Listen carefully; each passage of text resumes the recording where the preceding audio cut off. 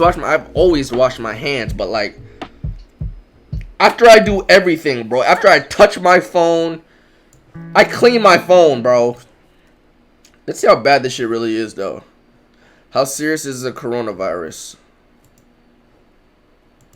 The Joe Rogan experience. What you said when you sat down was absolutely perfect. That the timing could not have been better. Well, tell everybody what you do. I'm hungry.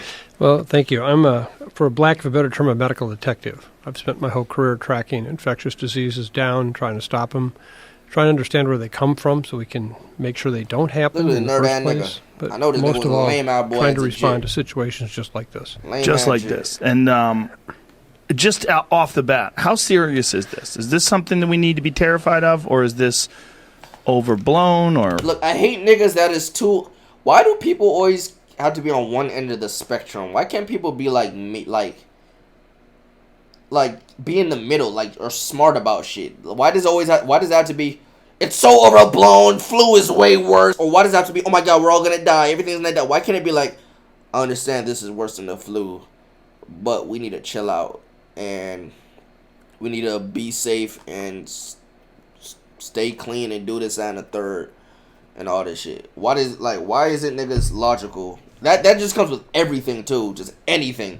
Politics, like niggas have to be far left, far like there's no like, fucking. How do you stand on?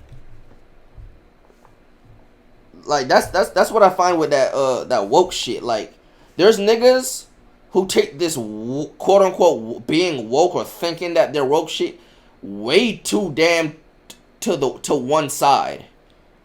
And then there's niggas who just don't believe in any of that shit, who are just gullible and just listen to anything that they're told.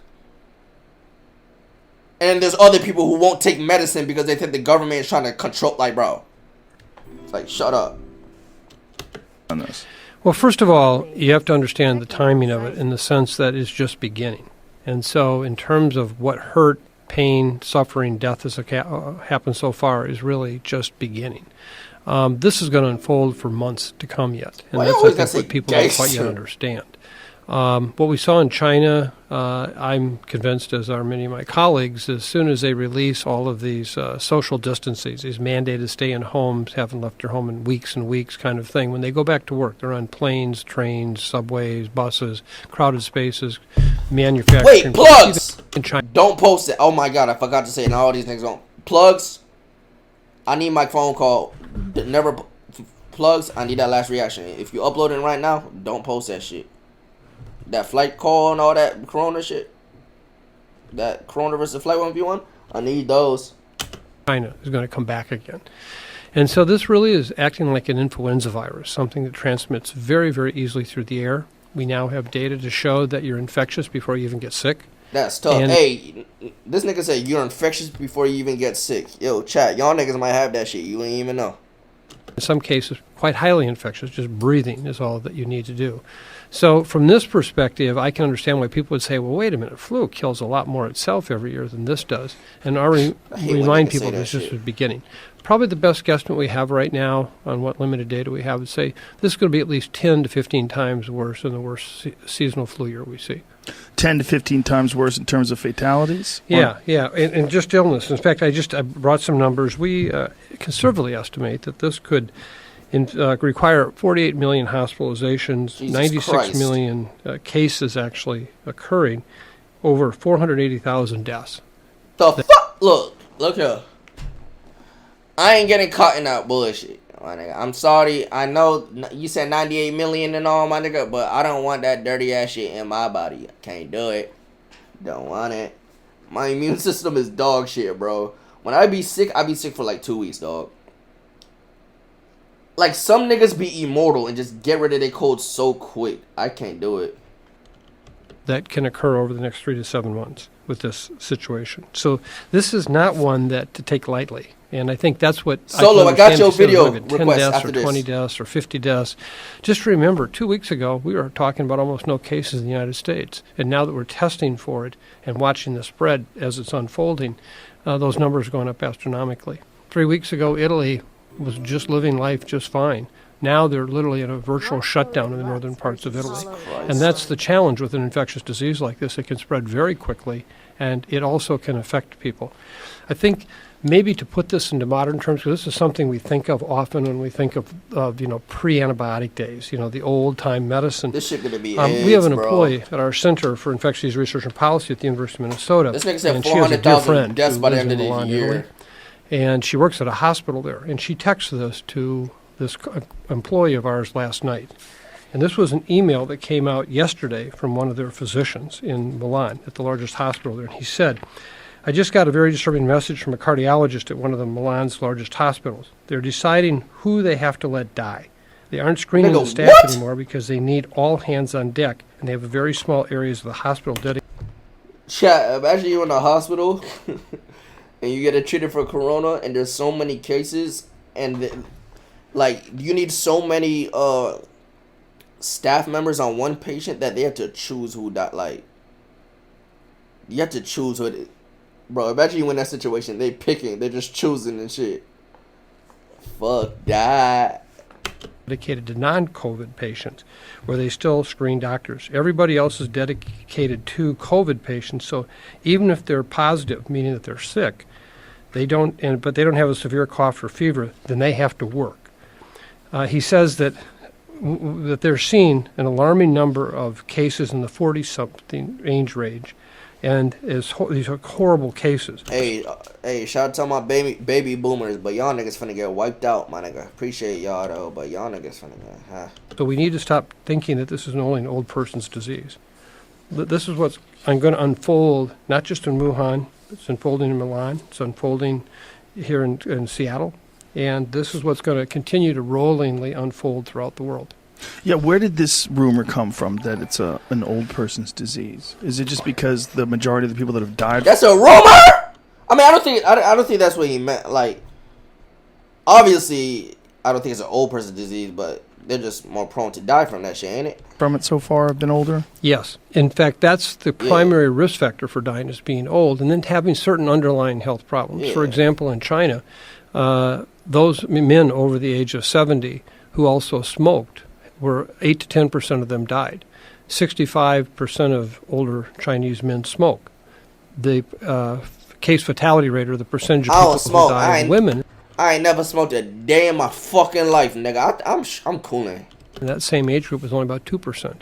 In that case, Yo, black very out few women lungs smoke. is done. Now, the challenge we have is that that's the Chinese data. But there are a series of risk factors that we worry about that, if they overlay on this disease, are going to cause bad outcomes. And we happen to be right at ground zero for one of the major ones here in this country, and that's obesity. We know that obesity is just like smoking in terms of its ability to really cause severe, life-threatening disease. And Hey, Los Polos. I ain't saying nothing, but watch out, my nigga. You in there? 45% of our population safe. today over the age of 45 in this country are obese or severely obese, and there's men and women. So one of the concerns we have is we're going to see more of these, what I guess I would call very serious and life-threatening cases occur in our country because of a different set of risk factors than we saw in China. Now, you mentioned that there's some sort of... The chauffeur gets it 4 days later. They were there one time and one time only. And if the chauffeur does not show any symptoms, he's still contagious. He could also be contagious too, and that's one of the things that's challenging here is you and I might get exposed to somebody who is totally asymptomatic, no symptoms. That virus would appear, well, that's not a very strong virus. But in fact, when it infects us, it could kill us. So we've seen... Hey, hold on. Chill out. I don't like the way you talking, my boy. Alright? This nigga just said, you could be talking to your homie. He don't even, like the nigga chilling. He has no symptoms, like nothing. You get that shit and, hey, tighten up, my boy. Tighten up, my boy. Cases of fatal disease that were exposed to people that had minor symptoms themselves. Wow.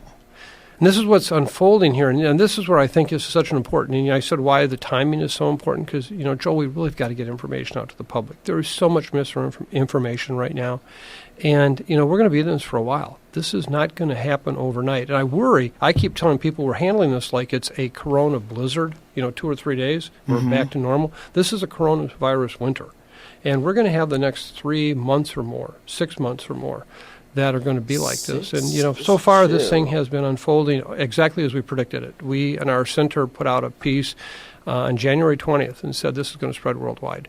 At the time, people said, no, it's just China. We put out a piece the first week of February and said this is going to pop probably the last week of February, first week of March, because what happens is it has what's called an R naught, or a doubling time of these every 4 days. So it increases doubling every 4 days. So if you go from 2 to 4 to 8 to 16, it takes a while to build up. Jesus fuck, bro. Right now, there's like 51 in Florida right now. In 4 days, that shit's going to be at 100. And in 4 more days after that, it's going to be at 200. 4 more days after that, that shit...